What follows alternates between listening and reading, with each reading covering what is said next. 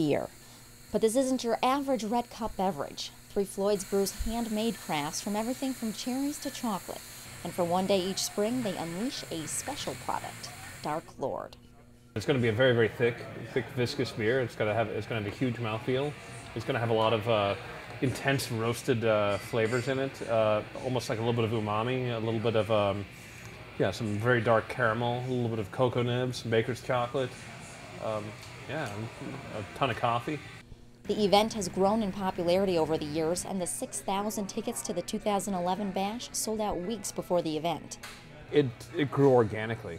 You know, none of us are party planners, and you know, back when we first started making the beer, you know, there were only a handful of employees, or maybe 5 employees. So what we had to do is so many people kept on showing up at the brewery that we had to actually take steps to make sure that we could get people, you know, fed, get them places to go to the bathroom, you know, those sorts of things. And it's just now grown into this sort of monstrosity that we know now.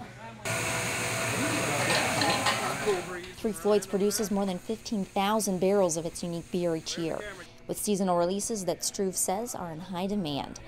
As the local brewery has become more popular, he said there was concern it would have to cut production to still qualify for the state's definition of a microbrewery and reap the tax breaks that come with it.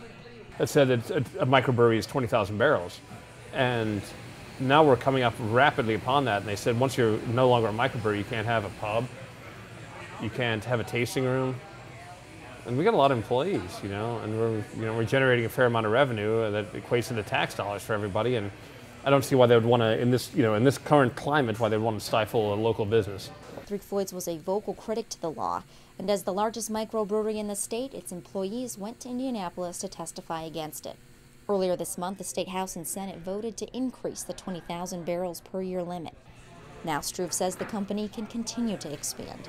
But at the end of the day, he says Three Floyds will always keep its neighborhood pub atmosphere. We have grannies coming in here. We're like, oh, Dreadnought, I love it. You know, it's awesome. If you plan on checking out Saturday's event, gates open at 10 a.m. There's a 4-bottle limit of Dark Lord per person, going to $15 a pop, cash only. And the alcohol content is relatively high, so remember to designate a driver and enjoy responsibly while supplies last. I'm Sarah Tompkins reporting for NWI.com.